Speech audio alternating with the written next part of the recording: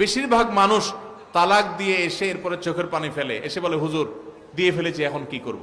আপনি যদি 3টা তালাক দিয়ে শেষ করে থাকেন তাহলে সেক্ষেত্রে আপনার স্ত্রীর সাথে আপনার সংসার করার সুযোগ যদি নষ্ট করেন, গোটা পৃথিবীর সব হুজুর একসাথে হয়ে মক্কা মদিনার ইমাম সাহেব যদি একসাথে হন, আপনাকে আপনার স্ত্রীর সাথে সংসার করার সুযোগ দিতে পারেন না। কারণ ব্যাপারটা হলো ছুরি মারার মতো। আমার পেটে ছুরি মেরে দিলেন, এরপর আপনি জিহ্বা কামড়াচ্ছেন, আফসুস করছেন।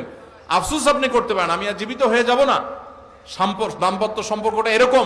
এজন্য খবরদার, রাগের মাথায় যদি ডিসিশনও নেন যে তার সাথে আমি সংসার করব না, তখন স্ত্রীকে কিছু বলবেন না। আমি যদি এজন্য বলি, রাগ উঠেছে, পারলে একটা ধাক্কা দিলেন, একটা বকা দিলেন, একটা ভালো কথা বলে বকা দিলেন, গালিগালাজ না, পারলে একটা চিমটি দিলেন। যদি আপনি অন্যায় করে থাকেন তাহলে আপনার বিচার করা যাবে। কিন্তু যদি তালাক দিয়া বসেন, সালাতুন জিদ্দুহুন্না জিদ্দুন ওয়া হাজলুহুন্না জিদ্দুন, নবীজি সাল্লাল্লাহু আলাইহি সাল্লাম বলেছেন 3টা কাজ ইচ্ছাকৃত করলে যা হবে, দুষ্টমি করে করলেও তা হবে। আমাদের দেশে বিভিন্ন জায়গায় এক সময় ছিল, এখন আছে কিনা জানি না, অনেক এলাকা প্রশাসনের অনেক ভাইয়েরা তারা বড় বড় সাইনবোর্ড লাগায় রাখছে, রাগের মাথায় তালাক দিলে তালাক হয় না। দেখছেন আপনারা এই সাইনবোর্ড? কেউ দুর্ভাগ্য হয় নাই কারোর। এরকম সাইনবোর্ড অনেক জায়গায় আছে। আমাদের দুর্ভাগ্য যে আমাদের ফতোয়া অনেক সময় আমাদের প্রশাসন অনেক বাইরে দিয়ে দেয়, রাগের মাথায় তালাক দিলে নাকি তালাক হয় না। তালাক কি মানুষ মহব্বত করতে করতে দেয়? স্ত্রীর সাথে মহব্বত, ভালোবাসা, আতিশয্যে তালাক দিয়ে দেয়? তালাক তো দেয় রাগের মাথায়।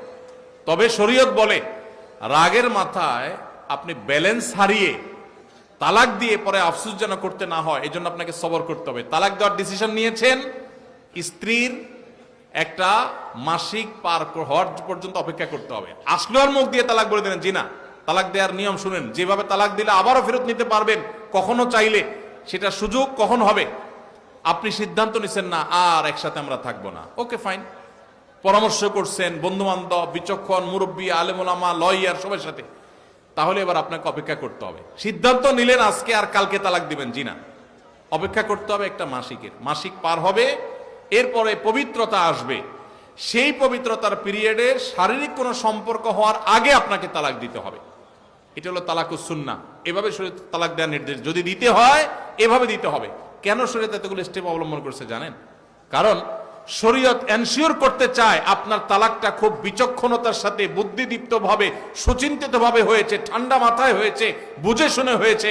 আপনি এটা অ্যাবনর্মাল হয়ে মেজাজ হারিয়ে আপনি মাথা গরম করে দিয়ে ফেলেননি। এটা নিশ্চিত করবার জন্য এতগুলো সময়, এতগুলো স্টেপ নিয়েছে যে একটা মাসিকের পিরিয়ড পার হওয়ার পরও স্বামী স্ত্রী একে অন্যের প্রতি যথেষ্ট আকৃষ্ট হওয়ার কারণ থাকা সত্ত্বেও সেই শারীরিক সম্পর্ক করার আগে আপনি তালাক দিচ্ছেন।